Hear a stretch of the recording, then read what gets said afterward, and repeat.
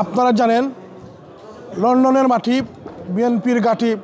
আপনারা দেখেছেন বিগত 17 বছর যেখানে স্বৈরাচারী শেখ হাসিনা এসেছে, জাতীয়তাবাদী যুবদল শেখ হাসিনা যুবদলের বয়ে লন্ডনের কোনো হোটেলের সামনের দরজা দিয়ে প্রবেশ করতে পারে নাই। আমরা 8 থেকে 9 দিন টানা লাগাতার যে আন্দোলন ছিল, সেই আন্দোলনে শেখ হাসিনা পিছনের দরজা দিয়ে হোটেলের দরজা দিয়ে ঢুকেছে এবং পিছনের দরজা দিয়ে বের হয়ে বাংলাদেশে চলে গিয়েছে। এই দেশে বিদেশে আজকে ষড়যন্ত্র চলছে। সকল ষড়যন্ত্রের জন্য আপনারা চোখ কান খোলা রাখবেন। আপনারা জানেন 5ই জুলাই এবং অগাস্টের ঘটনাই শেষ ঘটনা নয়। এই ঘটনার আগে বিএনপির বুকের রক্ত চোখের পানির বিনিময়ে এই স্বাধীনতা এসেছে। সেই স্বাধীনতা আমাদেরকে অব্যাহত রাখতে হবে, সকলকে ঐক্যবদ্ধ হবে সেই ষড়যন্ত্রের মোকাবেলা করতে হবে।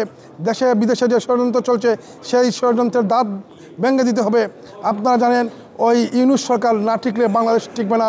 ইউনূস সরকার টিকবে, সাথে সাথে বাংলাদেশ জাতীয়তাবাদী দলের যে দাবি, দেশনায়ক তারেক রহমানের যে দাবি, অচিরেই বাংলাদেশে একটি ফ্রি অ্যান্ড ফেয়ার ইলেকশন দিতে হবে।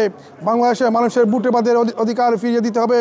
মিডিয়া যেভাবে কু হচ্ছে, সেই মিডিয়ার কুর হাত থেকে বাংলাদেশকে বাঁচাতে হবে।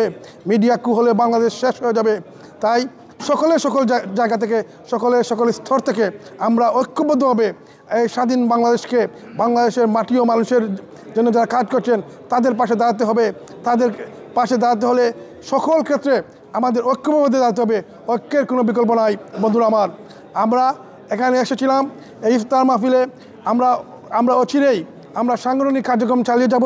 আমরা এই লন্ডন সহ গোটা ব্রিটেনে আমরা কার্যক্রম চালাবো। আমরা নতুন নতুন সংগঠন বের করব। প্রত্যেকের জায়গা থেকে আমাদেরকে সাহায্য সহযোগিতা করবেন। আমরা বাঁচলে দেশ বাঁচবে, আর দেশ বাঁচলে আমরা সবাই বাঁচব। পরিশেষে সবাইকে ধন্যবাদ। বাংলাদেশ জিন্দাবাদ, জাতীয়তাবাদী যুবদল জিন্দাবাদ।